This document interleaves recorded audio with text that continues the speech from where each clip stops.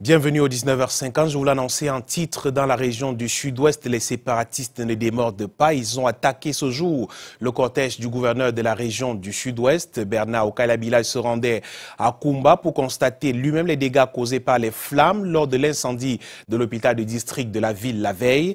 Échange de coups de feu à l'aller comme au retour entre notre armée et les forces séparatistes. Notre reporter Inès Daniel Ondouambala était dans la suite du gouverneur de la région du sud-ouest.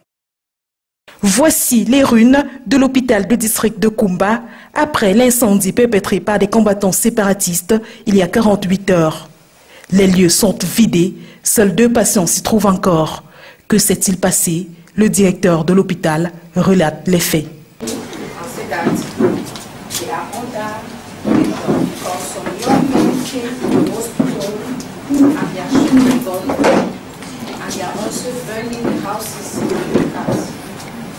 Le gouverneur de la région du sud-ouest a aussitôt effectué une descente, question de constater les faits et de visiter les malades ayant été transférés dans une autre formation sanitaire.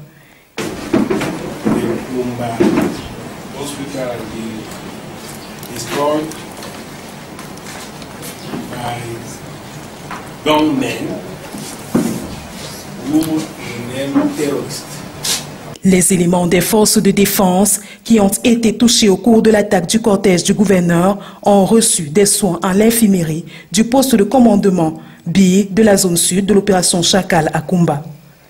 C'est au cours des échanges de tirs entre forces séparatistes et armées régulières que ce reporter a été blessé par étui de balles et plomb.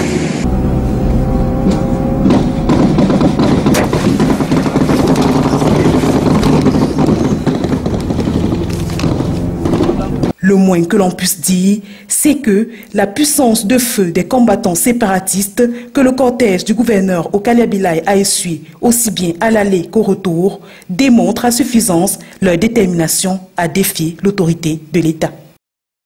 Après la sortie du gouvernement hier à travers le ministre de la Communication qui a condamné avec la dernière énergie cet acte odieux, la Commission nationale des droits de l'homme et des libertés, dans une sortie de ce jour, condamne également l'attaque de cet hôpital de district de Koumbo, une attaque justement grave, des violences graves du droit humanitaire et souhaite que les auteurs soient arrêtés et punis. La Commission nationale des droits de l'homme et des libertés qui souhaite également que les enquêtes ouvertes pour ce crime contre l'humanité aboutissent. Et cependant, la commission adresse ses condoléances aux familles et un bon rétablissement à tous les blessés enregistrés lors de l'incendie de cet hôpital de district de Koumbo.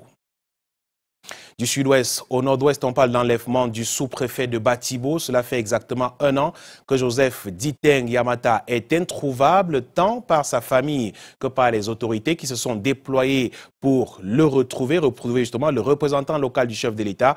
1 an après, les crépitements de balles et autres incendies criminels ont fait leur lit dans cette localité de la région du nord-ouest.